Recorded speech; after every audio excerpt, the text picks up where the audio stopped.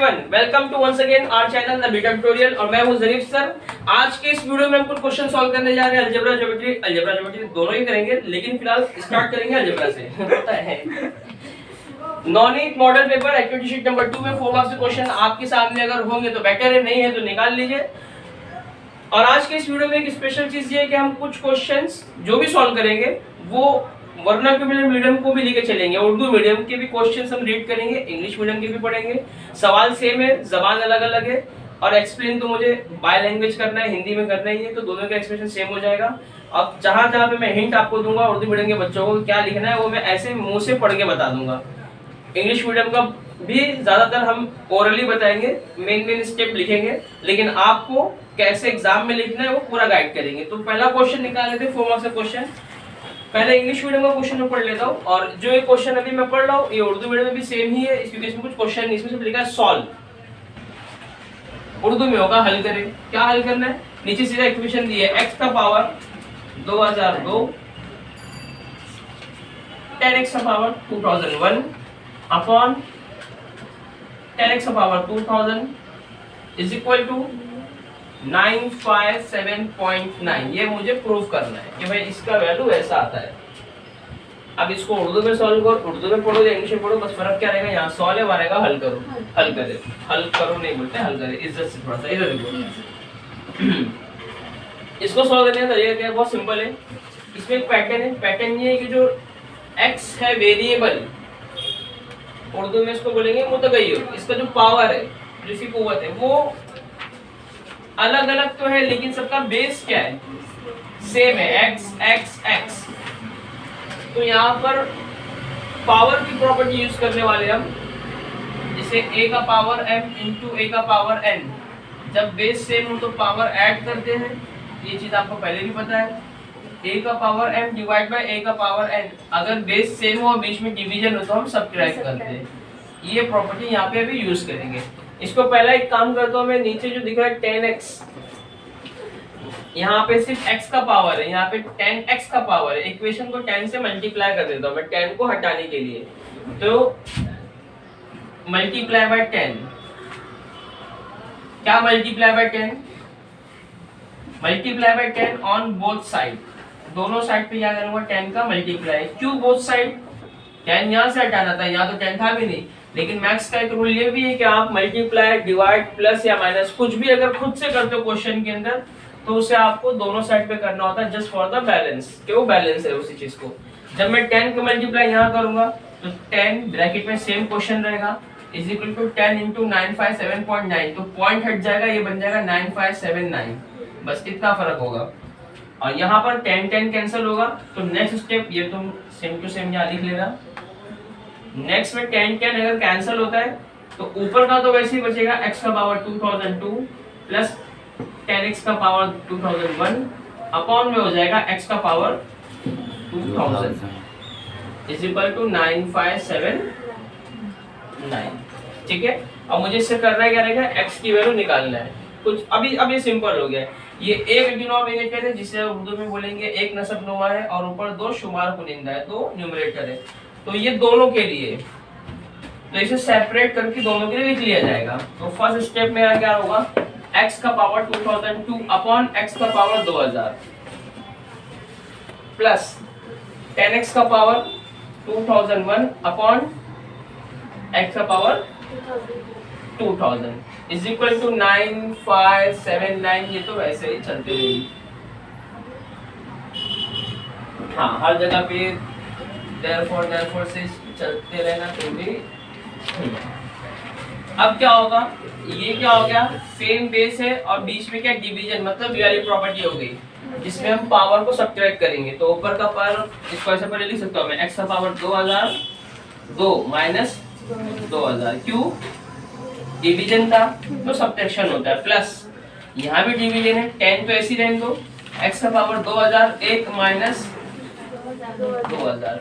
ये base same है। कुछ बच्चे बोलेंगे सर नीचे 10x नहीं है तो आपने ऊपर क्यों लिख दिया? हमने 10 को देखा भी नहीं है, 10 इंटू में मल्टीप्लाई में उसके साथ सिर्फ x को देख रहा हूँ मैं। इसका पावर ये है और इसका पावर ये है, और ये बेस सेम है तो पावर आपस में सब्ट्रैक्ट होते हैं। Is equal to 9579। तो अब क्या हो जाएगा? x स्क्वायर हो जाएगा, ये प्लस 10x हो जाएगा ये, क्योंकि 2001 में से 2000 गया तो बचेगा पावर 1 को लिखते नहीं है। प्लस 9579 को यहाँ ले आओ तो माइनस 9579। देखो ये बन गया आपका एक मस्त वाला क्वाड्रेटिक इक्वेशन। यहाँ से आप फैक्टराइज भी कर सकते हो और फॉर्मूला मेथड से भी इसको सॉल्व कर सकते हो। अभी आपके ऊपर है। फैक्टराइजेशन आपको थोड़ा सा डिफिकल्ट लगेगा, मुझे भी फिलहाल देख के लग रहा है कि ये इतना बड़ा नंबर है 9579, मतलब करीब करीब ये 9500 के।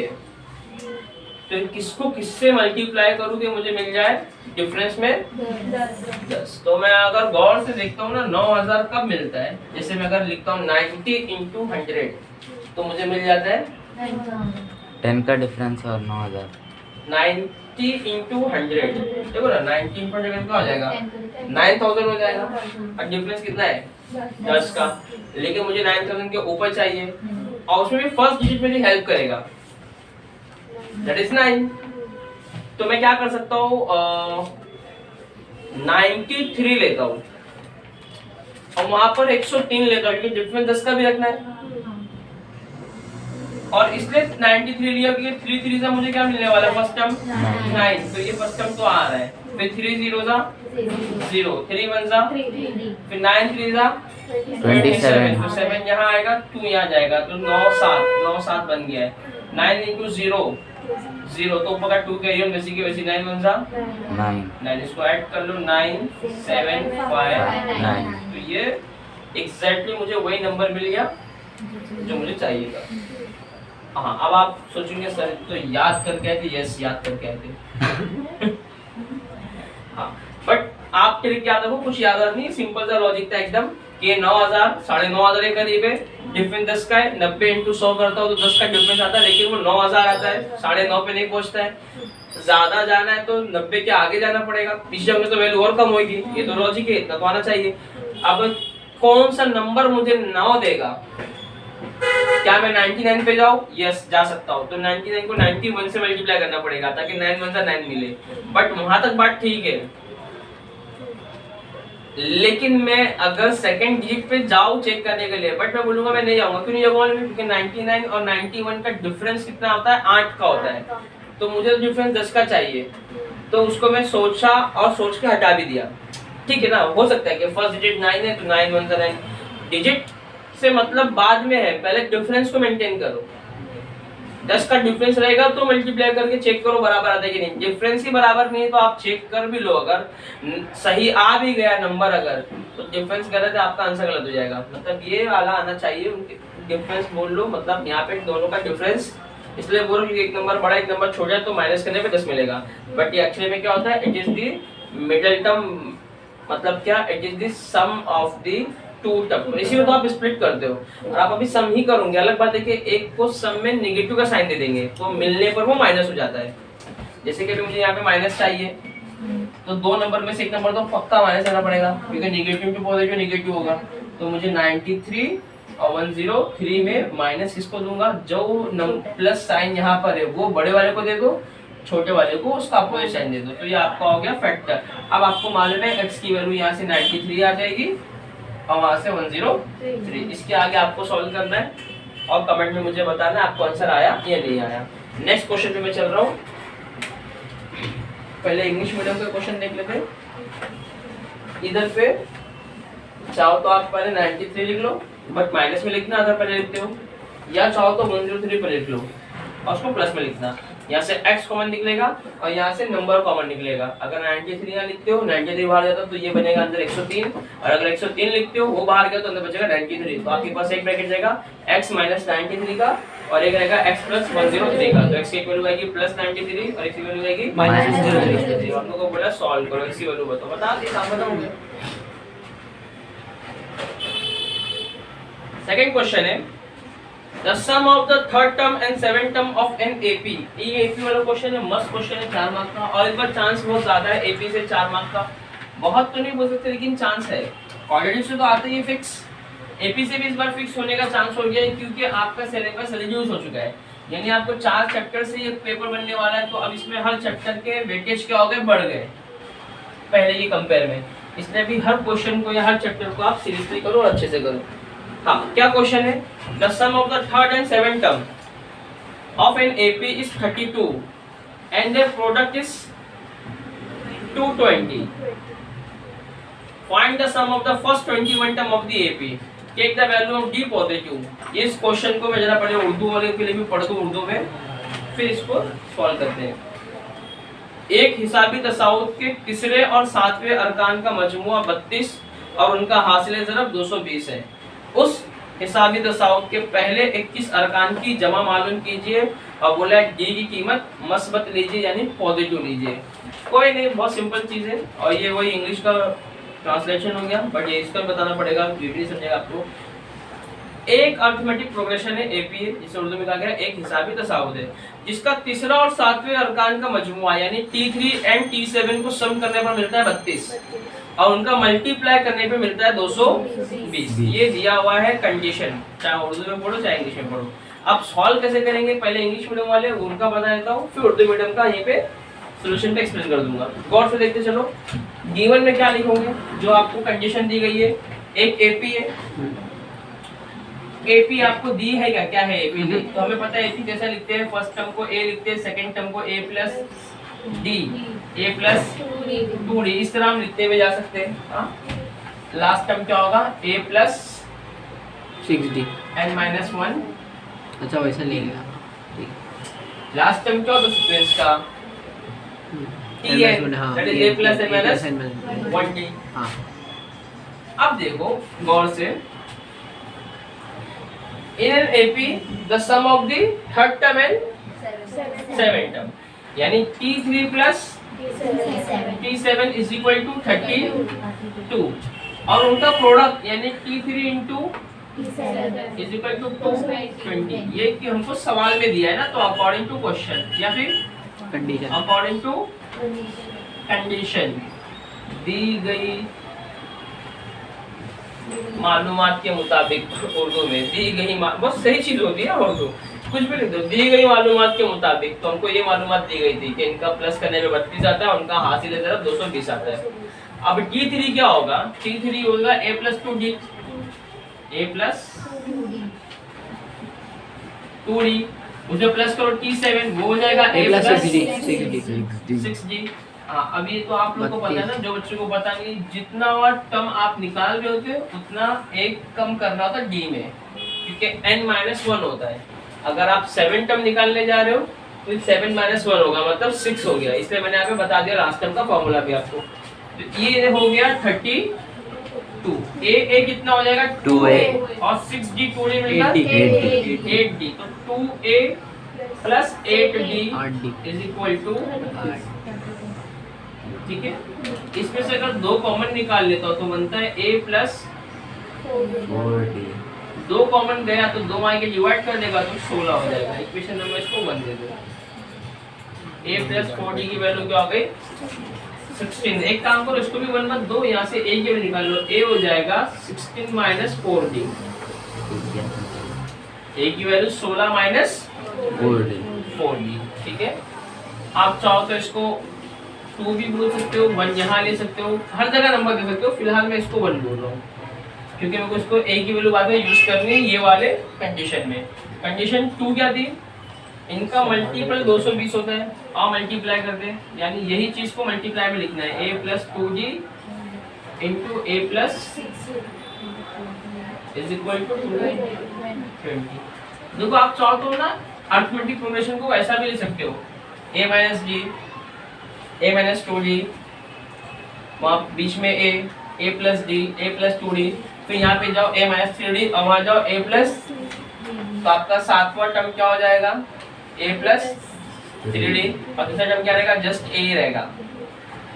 तो आपका काम वहाँ थोड़ा सा आसान रहेगा क्योंकि a इंटू a की ब्रैकेट होगा, यहाँ पे 2 टर्म इंटू 2 टर्म है. कोई बात नहीं, एकदम सिंपल चीज है ये भी.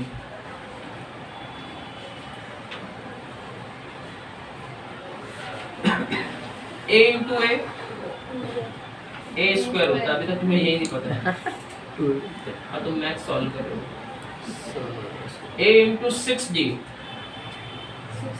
6ad, फिर 2d into a 2ad 2ad, plus 2d into 6, 2 6 are 12 and d into d square is equal to 220. 6ad 2ad मिलके जाएगा 8 a d, a स्क्वायर भी वैसे ही 12d स्क्वायर भी वैसे ही। 220 अब a की वैल्यू है 16 माइनस 4d, वो मैं पुट करूंगा तो यहाँ पुट कर रहा हूँ। a का value 16 minus 4d d square plus 8, a का वैल्यू 16 माइनस 4d और वहाँ पर बाजू में क्या है d d plus 12 d square equal to 0। यहाँ पे a माइनस b का होल स्क्वायर 16 का स्क्वायर 200। तो 220 आएगा ना सर वहाँ पे? हाँ तो ये 220 तो है, उसका 0 पहले बना दिया मैंने। क्या बात। माइनस 2ab 4 इंटू 2 8 एंड 16 8 से कितना होता है 160 में तो 32 कम कर दो, 16,160 होता है तो 32 कम कर दो। 128d फिर 4d का स्क्वायर तो 16d स्क्वायर प्लस 16 इंटू 8 कितना होने वाला है 128 माइनस 8 4 दा 32 32d प्लस 12 डी स्क्वायर। ये बाहर वापस से डी लिखो मैंने। अच्छा है तो फिर एक काम करो, इसको डी का मल्टीप्लाई अभी रहने दो, अगली बार में उसको भी ओपन करेंगे। इसको मैं शॉर्ट तरीके से भी बताऊंगा, ये बहुत लंबा लंबा एक्सपांशन हो रहा है बट कोई बात नहीं, आपको बस सब को कन्वर्ट करना है डी के फॉर्म में और अब वो करीब करीब हो भी गया है। अब डी का मल्टीप्लाई करो इस ब्रैकेट को, तो मैं इधर ही कर देता हूँ डी का मल्टीप्लाई। डी इंटू 128 हो जाएगा 128d, तुम नेक्स्ट टाइम में करना, और ये हो जाएगा डी इंटू डी स्क्वायर हो जाएगा, बस इतना ही फर्क होगा और कुछ नहीं। अब ये प्लस 128d माइनस 128d यहीं कैंसिल हो जाएगा, ये चीजें छोटी होना शुरू हो गई है, देख लो गौर से।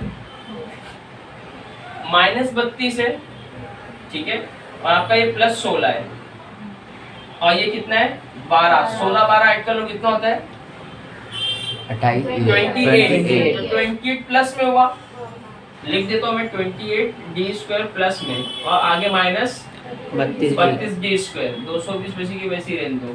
ये वाला टर्म लिख दिया मैंने, यहाँ से क्या है सिर्फ 256। अब गौर से बताओ 32 में से 28 ज्यादा तो कितना बचेगा 4 माइनस 4d स्क्वायर। हाँ एक काम करो माइनस 4d को वहाँ भेज दो इक्वल टू उधर, तो 4d स्क्वायर प्लस में हो गया और 220 को यहाँ ले आओ तो 256 माइनस 220, जब माइनस करो तो कितना बचेगा 36 डी की वैल्यू है 6 और 4 को यहाँ ले आओ is equal to d square वैसे रहेगा। एक काम करो डी स्क्वायर को भी यहाँ भेज दो, क्या बन गया स्क्वायर रूट 36 का बाहर 6 निकलता है, 4 का बाहर 2 आता है, तो 3 36 6 का स्क्वायर है बाहर 6 आएगा, 4 2 का स्क्वायर बाहर 2 आएगा, तो डी की एक्चुअल वैल्यू क्या आ गई 3। एक्सपांशन बड़ा था लेकिन इजी था, भटकना नहीं आपको बस जगह से। डी 3 आ गया तो 3 जब यहाँ डाल दोगे इक्वेशन 1 में तो a आ जाएगा, और आपको बोला क्या था मालूम करने, हमने सवाल भूल ही गए थे S21 तो आ गया ना काम करीब करीब, a और d की वैल्यू तो चाहिए, इसके बाद s निकाल। हाँ तो put d is equal to 3 in equation number 1। तो मैं इसको आप यहाँ कर रहा हूँ, बजा दो तुम्हें बजा दो। और ये भी बहुत सही चीज मैं देखो अपने वीडियो में। हाँ ये एक चीज बता रहा हूँ कि उसमें क्या होता है ना कि मेरा खुद का आवाज बहुत कम जाता है, बैकग्राउंड का आवाज मैं सोच रहा हूँ कल से ना खुद नहीं बोलूंगा, बैकग्राउंड है बोलूंगा वो बराबर आएगा। तो जब यहाँ पुट कर देंगे तो a का वैल्यू क्या हो जाएगा, a is equal to 16 minus 4 into 3 12, तो 4 आ गया a का वैल्यू, ठीक है, ये a का वैल्यू हो गया 4, d का वैल्यू हो गया। मुझे क्या निकालना है 21वां term, S21 sum of the first बोला है, ओके, तो S21 और ये मुझे ना यहाँ पे शुरू में लिखना चाहिए था कि S21 ना फाइंड आउट करना है, ये मैं भूल गया था।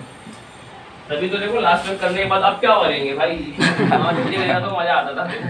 अब ये करना है S21 n/2 21 स्टेप है तो 21/2 ब्रैकेट में 2a 2 डायरेक्ट मल्टीप्लाई फॉर्मूला लिख लो n/2 2a plus n minus 1 2a plus n minus 1 d। अब डालो यहाँ पे Direct multiply। अपॉन 2, यहाँ पे भी n डालना, ऐसे इनका फॉर्मूला है वो। 8 डाल दो सर। S21 क्यों 8 डालें? अरे मतलब डायरेक्ट मल्टीप्लाई। हाँ अब डायरेक्ट मल्टीप्लाई करेंगे ना, हाँ। a4 है तो 4 2 जा 8 8 n minus 20 1 20 हो गया 20 और d कितना है 3 है 3 20 60 60 वाओ 68 एक काम करो कुल मिला के 68 इस स्टेट को हाफ करो 32 34 इसका मल्टीप्लाई कैसे करोगे? 7 7 114 शायद। हाँ ठीक है, लेकिन आप कैसे करोगे मल्टीप्लाई? मैं बता रहा हूँ वो सिंपल तरीका है।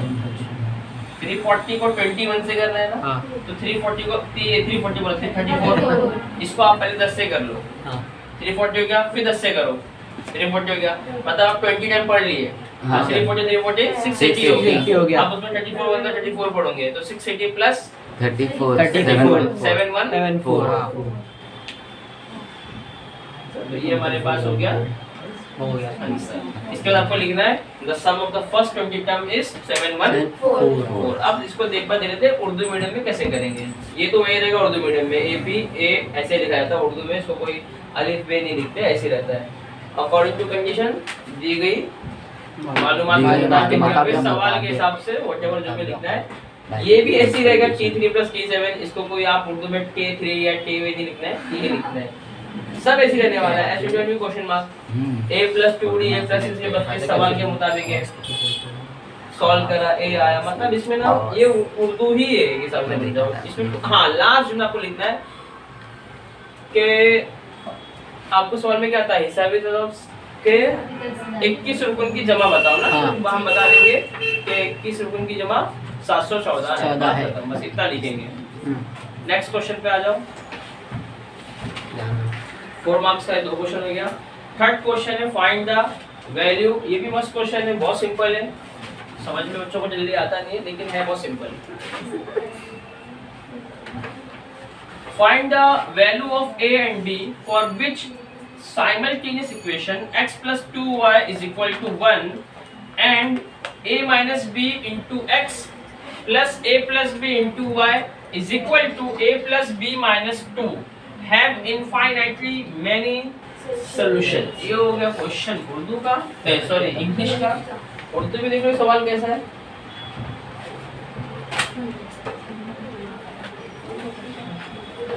A और B की कीमतें मालूम कीजिए। वहाँ इंग्लिश में लास्ट में था find the value of A and B, यहाँ शुरुआत इससे होगी। जिनसे हमजात मसावत हो x + 2y = 1 और a - b into x plus a plus b into y is equal to a plus b minus 2 के लातादाद कई हल हो। ये मैं एक बार बता चुका हूँ बेसिक, अगर आपको देखना रहेगा तो मेरा फर्स्ट चैप्टर का वीडियो देखो, उसमें मैंने बताया कि इनफाइनाइट सॉल्यूशन का मतलब ये होता है कि दो लाइन कभी भी ग्राफ पर इंटरसेक्ट नहीं कर पाती है, यानी इनके इंटरसेक्शन पॉइंट कई सारे हो सकते हैं, पैरेलल लाइन करीब करीब बन जाती है। और जब दो लाइन पैरेलल हो जाते हैं उनके सोल्यूशन आपको मिलेंगे नहीं, और आप कोई भी पॉइंट अज्यूम कर लोगे तो फिर उसके कई पॉइंट आप अज्यूम कर सकते हो, इसका मतलब बहुत सारे क्या हो गए सोल्यूशन। ऐसे इक्वेशन को आपको इक्वल प्रोपोर्शन में लिखना रहता है, निस्बत के हिसाब से। इक्वेशन 1 की निस्बत इक्वेशन 2 से, निस्बत उर्दू के लिए हो गया, इंग्लिश में प्रोपोर्शन बोलेंगे उसे, यानी हम उसे रेशो में लिखेंगे। तो पहले इक्वेशन दी कौन सी है वो देख लेते हैं। इक्वेशन क्या है ये मैं दिखाऊं ऑफिस में। पहली इक्वेशन है x plus 2y is equal to 1। Second equation है x के साथ a minus b है, फिर y के साथ a plus b है, और is equal to में a plus b minus 2 है। यानी x का कंपैरिजन इस x के टर्म के साथ, y का कंपैरिजन इस y के टर्म के साथ, और ये कांस्टेंट का कांस्टेंट के साथ। आप लोगों के साथ कांस्टेंट का ऐसा नंबर है, वेरिएबल है, ये a और b की कोई तो वैल्यू रहेगी जो कि कांस्टेंट होगी, जब यहाँ पे पुट करेंगे तो वही नंबर बन जाएगा। और ऐसा ही आपको सॉल्व करना है। अगर इस बेस का कैसा भी क्वेश्चन आया जिसमें लातादाद सॉल्यूशन बोल दिया, आपको उर्दू में बोल दिया, इंग्लिश में मैनी सोल्यूशन है, इनफाइनाइट सोल्यूशन मतलब वही हो गया अनगिनत सोल्यूशन। तो आपको इसको ऐसे ही सॉल्व करना है। इक्वेशन नंबर 1 और 2 दे दो नाम तुरंत, फिर बोलोगे equations have infinite solution, Urdu वाले बोलेंगे मसावत के लातादाद हल है, इसलिए इन्हें लिखा जाएगा कैसे, इक्वल रेशो में। इक्वल रेशो में लिखेंगे तो x upon a minus b into x वो बराबर होगा 2y upon a plus b into y, अब वो बराबर होगा 1 upon a plus b minus 2 के। ठीक है, इसके बाद क्या होगा आपका, यहाँ से x x कट होगा और यहाँ से y y कट होगा।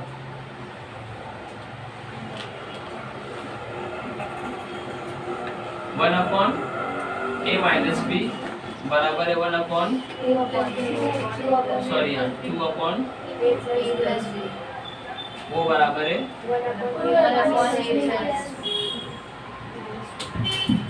अगर आप इन दोनों को सॉल्व इक्वल है, इन दोनों को अगर लेते हो पहले फर्स्ट और सेकंड को, तो a प्लस बी का मल्टीप्लाई जब यहाँ करोगे तो हो जाएगा a plus b is equal to 2a minus 2b, sorry 2a minus 2b, minus b को यहाँ भेज दो प्लस बी हो जाएगा, प्लस ए को वहाँ भेज दो माइनस ए हो जाएगा।